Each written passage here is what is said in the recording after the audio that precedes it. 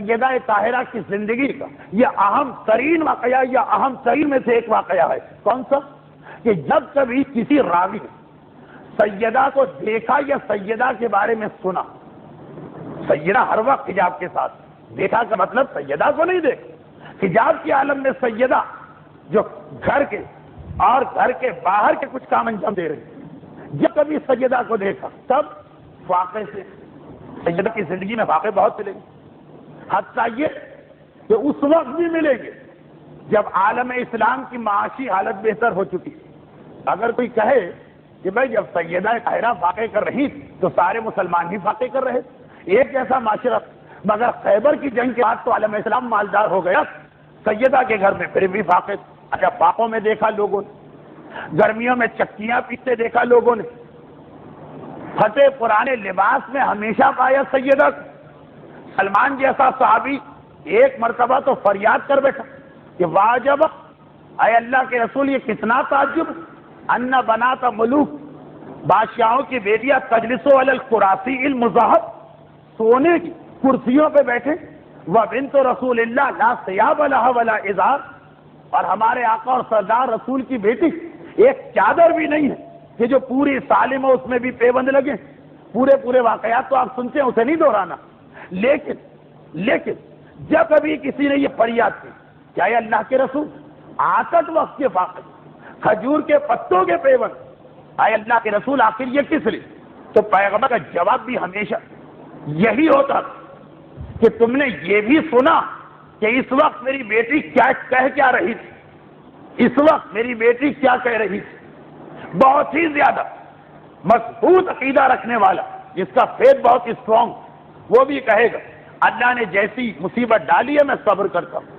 شہزادی صبر کی بات نہیں کر رہی، صبر کی بات نہیں کر رہی، کیونکہ صبر بظاہر ایسا لگتا ہے کہ ون سائیڈڈ، یک طرفہ، اگر کہ حقیقت میں صبر بھی دو طرفہ ہے، لیکن بظاہر کہ بھئی وہاں سے مصیبت آ رہی ہے صبر کر رہے، صبر نہیں کہا، کیا کہا؟ رسول نے پوچھا اس وقت سیدہ کیا کہہ رہی؟ کہا اللہ کے رسول ہم نے آٹھ وقت کے واقعے میں دیکھا تو سیدہ خاموش تھی کہ کچھ کہہ رہی۔ اے اللہ کے رسول ہم نے پھٹی ہوئی پیبند لگی چادر میں دیکھا، کہا اچھا اس وقت میری بیٹی کچھ کہہ رہی تھی کہ خاموش؟ اے اللہ کے رسول ہم نے اس حالت میں چکی یا پیستے دیکھا کہ کھال پھٹ چکی ہے اور خون چکی کی قطب پر بھی ہے اور زمین پہ بھی گرا، کہا اچھا اس وقت میری بیٹی کہہ کیا رہی تھی؟ خاموش تھی کہ کچھ کہہ رہی؟ اور ہمیشہ ایک ہی جواب میں جس سے بھی یہ پوچھا گیا اس نے کہا اللہ کے رسول ہم نے شہزادی کو قرآن کی ایک آیت کی تلاوت کرتے دیکھا، اور وہ آیت کیا ہے؟ پورا کا پورا ہمارے روزمرہ کے مسائل کا حل، ایک ہی آیت ہمیشہ، وما عند اللہ خیر و ابقا، ہمیشہ یہی آیت کی تلاوت پائی جب یہ مصیبتوں کے درمیان۔ کیا ترجمہ؟ کہ جو اللہ کے پاس ہے وہ اس سے زیادہ اچھا بھی ہے اور اس سے زیادہ پائیدار بھی ہے۔ یہ دو چیزیں میں اس سے پہلے بھی ایک دفعہ کہہ چکا ہوں، آدمی جب بھی دنیا کی کوئی چیز خریدتا یہ دو چیزیں ضرور چیک کرتا کہ کوالٹی کے اعتبار سے بہتر ہے کہ نہیں، اور زیادہ عرصے چلنے والا ہے یا کچھ دنوں کے بعد خراب ہونے والا۔ کہا ہمیشہ قرآن کی آیت، لیکن یہ نہیں کہا میں صبر کرتی، کیونکہ صبر کا مقصد وہ مصیبت میں ڈال رہا ہے ہم خاموش۔ یہ کہا کہ ہم جو دنیا کی چیزیں چھوڑ رہے ہیں مجھے نہیں چاہیے یہ دنیا کا لباس، کیوں؟ صبر نہیں، ویسے یہ بھی صبر ہے لیکن ایک عام آدمی کے اعتبار صبر نہیں، اس لیے کہ اس کے بدلے جو مجھے ملنے والا عدلے بدلے کا معاملہ، ہم یہاں پہ کچھ لوز کر رہے ہیں تاکہ وہاں گین کریں، اور جو وہاں پہ گین کرے وہ اس سے اچھا ہے، اچھا خیر و ابقا، اور اس سے زیادہ عرصے رہنے والا۔ یعنی یہ پورا کا پورا ایک عقیدہ ہم کو دیا جا رہا، کیوں ہم اپنی آنکھیں بند کریں تاکہ اگر آنکھیں کھولی رکھیں تو وہاں کیا ملے گا، اور آنکھیں بند کی تو وہاں کیا ملے گا۔ ہم کیوں اپنے کانوں پہ پردے ڈالیں حرام گانے سن کر؟ کہا اس لیے کہ کان کھلے رہیں تو وہاں کیا ہوگا، اور کان بند ہو جائیں تو وہاں کیا ملنے والا۔ ہم کیوں حرام مال سے اپنے ہاتھ کو پیچھے گھسیٹ لیں؟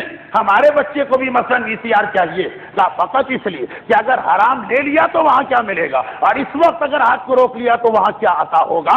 ہر مصیبت میں فاقے میں بھی کہا جو وہاں ملنے والا ہے وہ زیادہ اچھا، یا دنیا کا کھانا لو غلط طریقے سے، اور یا دنیا کا کھانا چھوڑو تاکہ اس سے بہتر کھانا ملے، یا دنیا کا لباس لو حرام طریقے سے، یا اس کو چھوڑو اور اس لباس کو لو جو زیادہ اچھا ہے، اور اسی طرح زندگی کے ایک ایک منٹ میں سیدہ کے اس واقعے کو سامنے رکھیے. ایک نکاح میں، ایک شادی کی تقریب میں ساری عورتیں نہ صرف یہ کہ بے پردہ ہیں بلکہ سونے پہ سہاگا اور گناہ پہ گناہ. اس بے پردگی کے ساتھ میک اپ کر کے گناہ کو بڑھایا جا رہا ہے. کیوں ایک عورت پورے حجاب کے اندر سب سے کٹ کے وہاں پہ بیٹھے کہ ہر ایک اس کا مذاق اڑائے؟ کہا یہ مت دیکھو یہاں کیا ہو رہا ہے، یہ دیکھو کہ وہاں کیا ہو رہا ہے. یہ جملہ تو قرآن نے بھی کہا، یہ قرآن نے بھی کہا کہ جنت صاحبان ایمان کافروں پہ ہنس رہے ہوں گے. یہ تو قرآن میں بھی آیا. لیکن سیدہ کی سیرت میں یہ ایک آیت قرآنی بار بار نظر آتی ہے، اور بہت ہی مختصر میں کہہ دوں.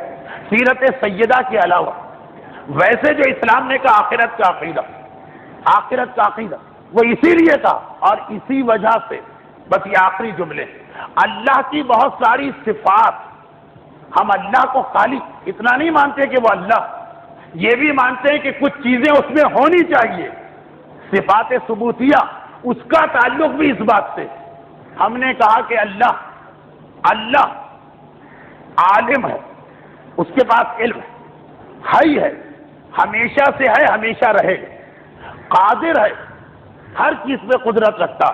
صادق ہے، جو کہتا ہے سچ کہتا. یہ سب اللہ کی صفات تو ہیں، اس کا ہماری پریکٹیکل لائف سے بھی تعلق. ہم نے آج گانے نہیں سنے، فلمیں نہیں دیکھی، ہماری عورت نے حجاب کی، ہمارے مرد نے چاہے وہ کاروبار کر رہا ہو یا ملازمت رزق حلال حاصل کی. مگر سوال یہ کیوں؟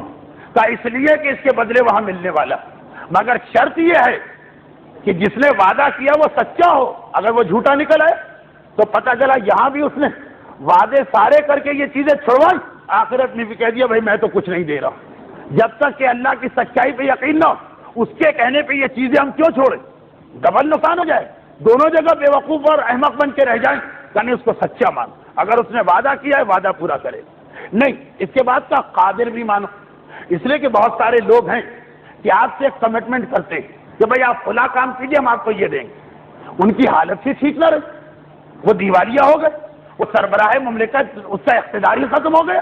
وہ جھوٹا نہیں، وہ بددیانت نہیں، وہ چاہتا ہے اپنا وعدہ پورا کرے لیکن اب اس کے پاس طاقت ہی نہ رہی.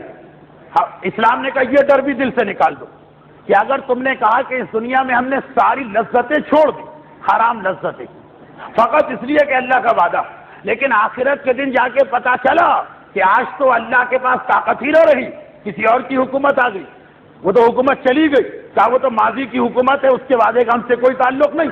تو کیا ہوگا کہ جس نے وعدہ کیا وہ جھوٹ بھی نہیں بول رہا مگر بیچارہ مجبور ہو گیا پورا نہیں. کہا نہیں، اللہ کو قادر مانو تاکہ شیطان تمہیں اس حوالے سے بھی نہ بہکانے پائے کہ کس کی بات پر یہ سارے گناہ چھوڑ رہے.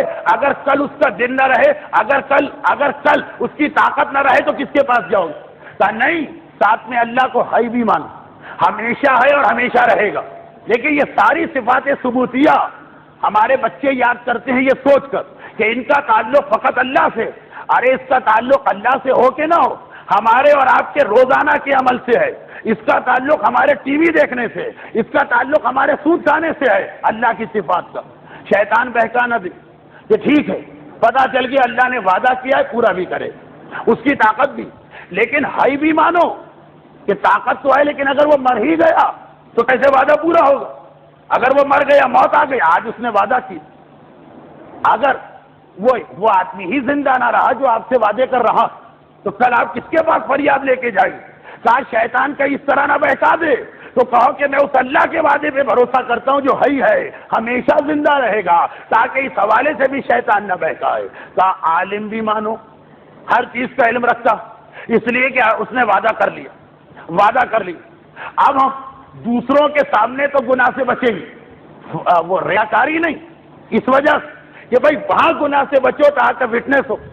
اور اگر گھر کی تنہائی میں گناہ سے بچ، اور اللہ نے قیامت کے دن کہا کہ میں تمہیں کیسے بدلا دوں، کوئی گواہ لے کر آؤ، مجھے تو پتہ ہی نہیں. یعنی وہ عالم ہے اور عالم الغیب و شہادہ، ہر چھپے ہوئے عمل کو بھی جانتا ہے، تاکہ شیطان اس بہانے تم سے تنہائی کے گناہ نہ کروا لے کہ بھئی یہاں کوئی گواہ نہیں ہے۔ اگر اس وقت بچے بھی تو فائدہ کیا ہے؟ اللہ کے سامنے پروف کیسے کرو گے کہ میں نے تیری خاطر یہ گناہ چھوڑا؟ تو اسے عالم مانو تاکہ اطمینان ہو جائے کہ لوگوں کے سامنے بھی اگر میں گناہ ترک کرتا ہوں تب بھی وہ بدلہ دے گا، اور اگر بالکل تنہائی میں بھی گناہ چھوڑتا ہوں، کسی کو پتا ہو کہ نہ ہو، اسے تو پتا ہے اور وہاں سے بدلہ ملے گا۔ تو دیکھتے جائیے اسلام اللہ کا جو تصور دے رہا ہے، صادق مان کے اللہ کا ہو، حی مان کے اللہ کا ہو، عالم مان کے اللہ کا ہو، قادر مان کے اللہ کا ہو، فقط اس لیے نہیں کہ اللہ کو اتنا عظیم سمجھو، بلکہ اس لیے بھی کہ تمہارے لیے آسانی ہو جائے کہ ہم یہ ساری نیکیوں پر کیوں عمل کریں، ہم یہ سارے گناہوں سے کیوں بچے۔ اطمینان ہو، وعدہ کرنے والا زندہ رہے گا، قدرت کے ساتھ زندہ رہے گا، اسے پتا بھی ہوگا کہ ہم نے گھر کی تنہائی میں بھی شیطان کی اطاعت نہیں کی، اور وہ سچا ہے، اپنے ہر وعدے کو پورا کرے گا۔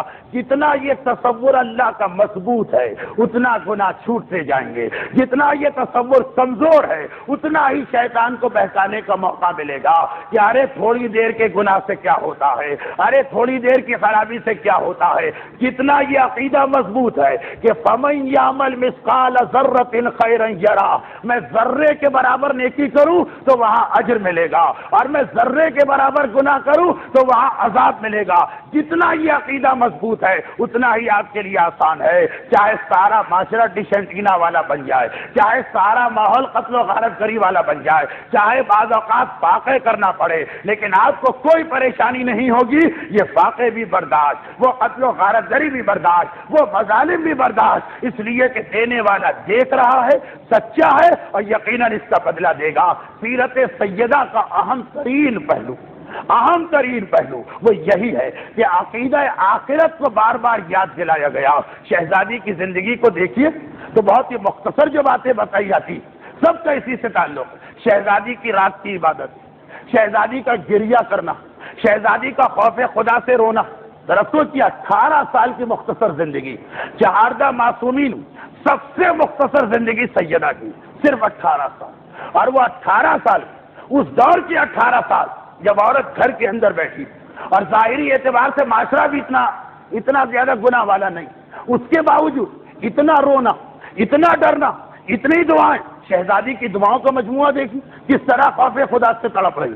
ارے بس اسی سے اندازہ کریں کہ شہزادی نے اپنی زندگی کی آخری وصیتوں میں، جو میری آج کی مجلس کے مصائب کا موضوع ہے، شہزادی نے اپنی زندگی کی آخری وصیتوں میں ایک وصیت یہ بھی کی تھی کہ اے ابوالحسن، یہ ایک بوتل میرے آنسوؤں سے بھری ہے جو خوف خدا کے عالم میں آنسو نکلے، قبر میں اسے میرے کفن میں رکھ کے میرے ساتھ دفن کیا جائے۔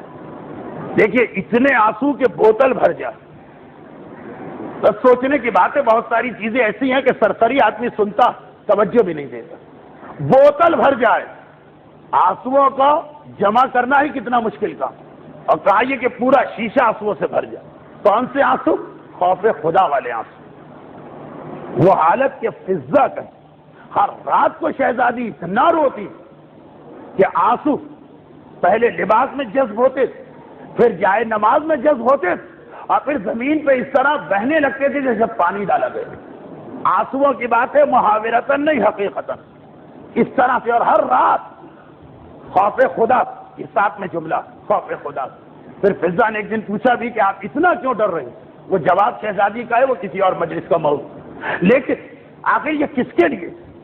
یہی عقیدہ آخرت کو ہمارے لیے تازہ رکھا جائے، ہر وقت یہ عقیدہ فریش رکھے، زندگی میں ایک دن بھی آخرت کے بغیر نہ گزرے، ورنہ شیطان کو کامیابی ہو جائے گی ہمیں پرکشش گناہ کی جانب لے جانے کے۔